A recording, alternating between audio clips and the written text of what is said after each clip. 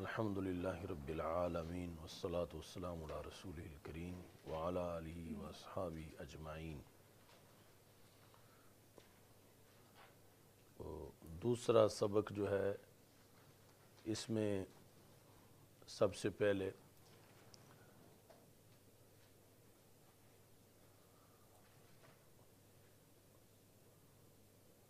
علم حدیث کی وجہ تسمیہ کہ علم حدیث کو علم حدیث کیوں کہا جاتا ہے۔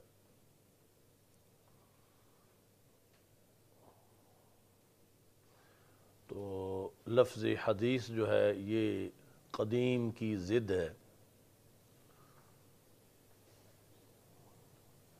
تو علم حدیث کو علم حدیث اس لیے کہا جاتا ہے کہ یہ کلام اللہ کی نسبت حدیث ہے، چونکہ کلام اللہ قدیم ہے قرآن مجید، اور یہ اس کی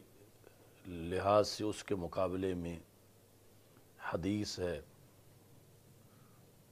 اس بنیاد پر علم حدیث کو علم حدیث کہا جاتا ہے۔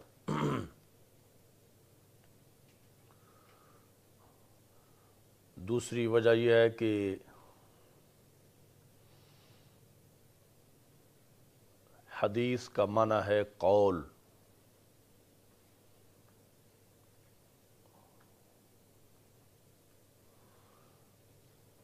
تو علم حدیث کے اندر تین چیزیں ہیں: قول،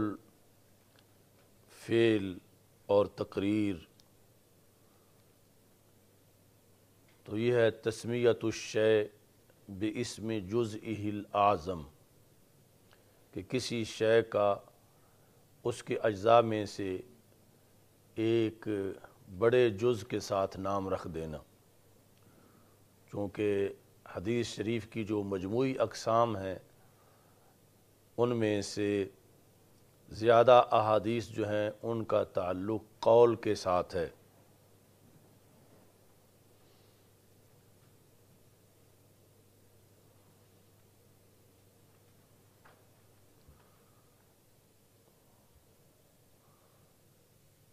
اور تیسری وجہ اللہ تعالیٰ کا فرمان ہے وَأَمَّا بِنِعْمَةِ رَبِّكَ فَحَدِّثْ۔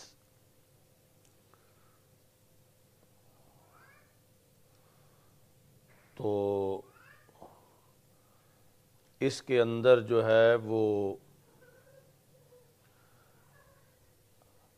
رسول اکرم صلی اللہ علیہ وسلم نے اللہ کی نعمتوں کا اظہار قول، فعل اور تقریر کے لحاظ سے کیا۔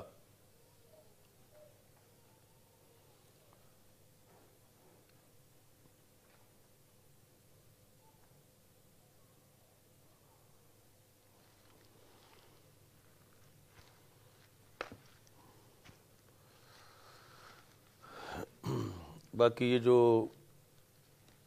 تمہید بخاری ہے اس کے مجموعی طور پر دو حصے ہیں۔ ایک کا تعلق امام بخاری رحمہ اللہ تعالیٰ کے حالات کے ساتھ ہے، اور دوسرے حصے کا تعلق صحیح بخاری شریف کے ساتھ ہے۔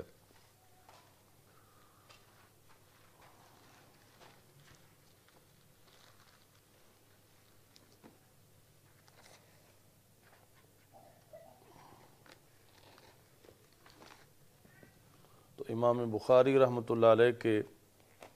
حالات کے لحاظ سے جس طرح کہ آپ کے پاس وہ سیر اعلام النبلاء کی موجود ہے فوٹو کاپی،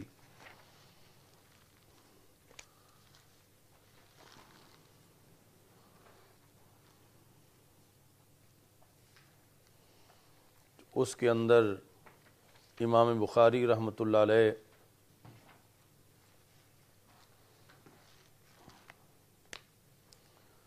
کے لحاظ سے آج کے سبق میں یعنی جو چند واقعات ہیں ان میں سے صفحہ نمبر 284 پر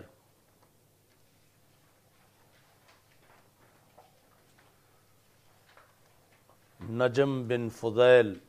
یہ کہتے ہیں کہ رأیت النبی صلی اللہ علیہ وسلم فی النوم، کہ میں نے رسول اکرم صلی اللہ علیہ وسلم کو خواب میں دیکھا، کأنہ یمشی، گویا کہ رسول اکرم صلی اللہ علیہ وسلم چل رہے ہیں، ومحمد بن اسماعیل یمشی خلفہ، اور امام بخاری رسول اکرم صلی اللہ علیہ وسلم کے پیچھے پیچھے چل رہے ہیں۔ فَكُلَّمَا رَفَعَ النَّبِيُّ صلی اللہ علیہ وسلم قَدَمَهُ، جب بھی رسول اکرم صلی اللہ علیہ وسلم اپنا قدم اٹھاتے تھے،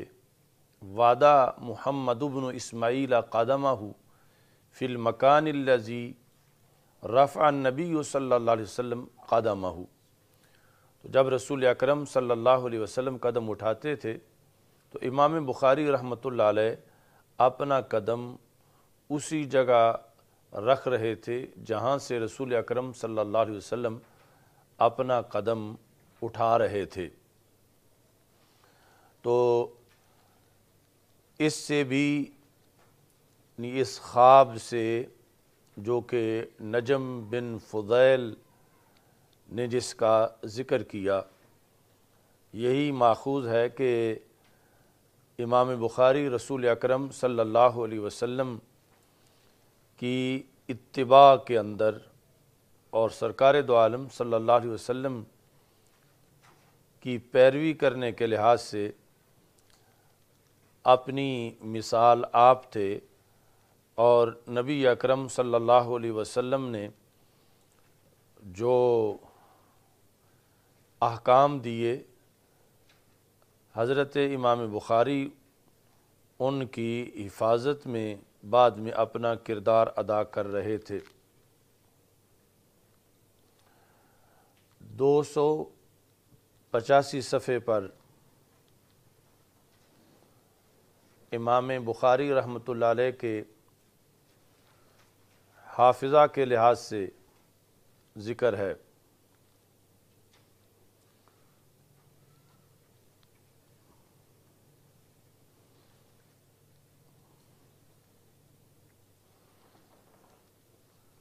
جس وقت امام بخاری جو ہیں وہ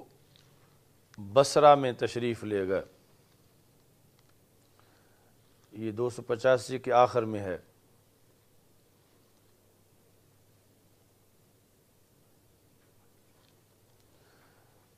یہ بات امام بخاری رحمہ اللہ تعالی کے ہم عصر اور کلاس فیلو حاشد بن اسماعیل انہوں نے بیان کی کہ امام بخاری یختلف معنا الی مشائخ البصرہ، ہمارے ساتھ مشائخ بصرہ کی بارگاہوں کے اندر آتے جاتے تھے، یعنی جو ان کی علمی مجالس تھیں، مشائخ بصرہ کی جو علمی حلقے تھے ان کے، تو کلاس میں جاتے تھے، فلا یکتبو، تو باقی تو لکھتے تھے، تو امام بخاری رحمہ اللہ تعالی نہیں لکھتے تھے۔ حتی اتا علی ذالک ایام، یہاں تک کہ اس طرح کئی دن گزر گئے کہ دوسرے تو لکھتے تھے تو امام بخاری رحمہ اللہ تعالی نہیں لکھتے تھے۔ فَكُنَّا نَقُولُ لَهُ، تو ہم کہتے تھے امام بخاری کو، حاشد بن اسماعیل کہتے ہیں، ہم خیر خواہی کے نقطہ نظر سے کہتے تھے، اِنَّکَ تختلف معنا، کہ تم ہمارے ساتھ پڑھنے کے لیے آتے ہو پھر جاتے ہو، ولا تکتبو، اور کچھ بھی نہیں لکھتے تم، فما تصنعو، تو پھر تم کیا کرتے ہو، یعنی تم اپنا وقت ضائع کر رہے ہو کہ باقی جو ہیں وہ تو لکھتے ہیں اور تم کچھ لکھتے نہیں ہو۔ تو ہم مسلسل جب ان کو کہتے تھے تو ایسے ہی یعنی 16 دن وہاں پر مختلف مشائخ کی علمی مجالس میں پڑھتے پڑھتے ہمیں گزر چکے تھے۔ تو جب ہم نے اصرار کیا کہ تم بھی لکھا کرو تو 16 دن کے بعد آپ نے فرمایا انکما قد اکثرتما علیہ والحتما، کہ تم دونوں نے، حاشد بن اسماعیل اور ان کے ساتھ جو دوسرے ساتھی تھے انہیں کہا کہ تم دونوں نے مجھ پر بہت رد کیا، اتنے دنوں میں مجھ پہ تنقید کی، اور پھر تم نے بڑا اصرار کیا، الحتما، کہ تم نے اصرار کیا کہ میں بھی لکھا کروں، اور تم سمجھتے ہو کہ میں وقت ضائع کر رہا ہوں۔ تو امام بخاری رحمۃ اللہ علیہ نے فرمایا فَأَعْرِضَا عَلَيَّ مَا كَتَبْتُمَا، تو تم نے 16 دنوں کے اندر جو لکھا ہے وہ میرے سامنے پیش کرو۔ 16 دن کے اندر جتنا رجسٹر جتنے تم نے لکھے ہیں وہ میرے سامنے پیش کرو۔ فَأَخْرَجْنَا إِلَيْهِ مَا كَانَ عِنْدَنَا، تو جو ہم نے لکھا تھا ہم نے وہ اپنے سامنے رکھا۔ تو سب جب گنی حدیثیں جو 16 دن میں لکھی تھیں تو وہ 15,000 حدیثیں تھیں، 15,000 حدیث، اتنی روزانہ وہ پڑھتے تھے کہ 16 دنوں کے اندر 15,000 حدیثیں لکھ چکے تھے باقی ساتھی اپنے رجسٹروں میں، اور امام بخاری رحمہ اللہ تعالیٰ نے کچھ بھی نہیں لکھا تھا۔ تو امام بخاری رحمۃ اللہ علیہ نے ان کو کہا کہ تم اپنا رجسٹر سامنے رکھو، پہلے دن سے جو پہلی حدیث لکھی تھی اس سے لے کر میں تمہیں زبانی سناتا ہوں۔ فقرأها كلها عن ظہر القلب، تو امام بخاری رحمہ اللہ تعالیٰ نے پہلی حدیث سے لے کر آخری حدیث تک 15,000 حدیثیں ساری زبانی سنا دی۔ حاشد بن اسماعیل کہتے ہیں حتی جعلنا نحکم کتبنا من حفظہ، یہاں تک کہ ایسی نوبت بھی آئی کہ ہمارے لکھے ہوئے میں تو غلطی تھی لیکن امام بخاری کے حفظ میں کوئی غلطی نہیں تھی۔ حتی فجعلنا نحکم، ہم صحیح کر رہے تھے، کتبنا،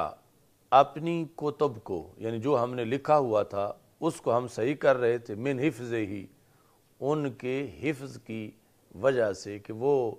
جو زبانی بتا رہے تھے اس میں غلطی نہیں تھی، ہمارے لکھے ہوئے میں بعض جگہ پہ غلطی تھی۔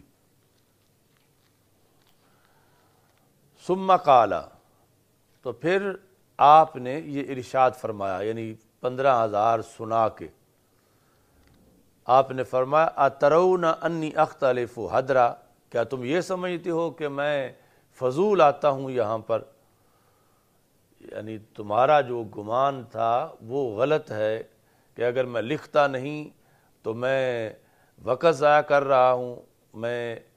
علم حاصل نہیں کر رہا، تو تم تو صرف لکھنے تک رہتے ہو، میں ساتھ ساتھ حفظ بھی کر رہا ہوں۔ تم یہ سمجھتے ہو کہ اختلف حدرا و اضیع ایامی، کہ میں اپنے وقت کو، دنوں کو ضائع کر رہا ہوں، تو ایسا ہرگز نہیں ہے، یعنی استفہام انکاری ہے۔ فعرفنا انہ لا یتقدمہ احد، تو یہ حاشد بن اسماعیل کہتے ہیں اس دن ہمیں یہ پتہ چلا کہ امام بخاری رحمہ اللہ تعالیٰ سے کوئی بھی آگے نہیں نکل سکتا، یعنی یہ اللہ نے اس عہد میں ان کو یہ برکت عطا فرمائی ہے اور یہ قوت حافظہ دی ہے۔ تو آپ حضرات میں سے بھی کچھ نہیں لکھ رہے، کچھ لکھ رہے ہیں، تو شاید جو نہیں لکھ رہے کہ زیادہ قوت حافظہ پر سارا زبانی سنائیں گے۔ اچھا جی، اس کے بعد اسی صفحے پر 286 صفحے پہ لکھا ہے، وہ بات تھی بصرہ کی جو عراق کا شہر ہے، تو یہ اگلی بات ہے بغداد شریف کی۔ اس میں یہ ہے کہ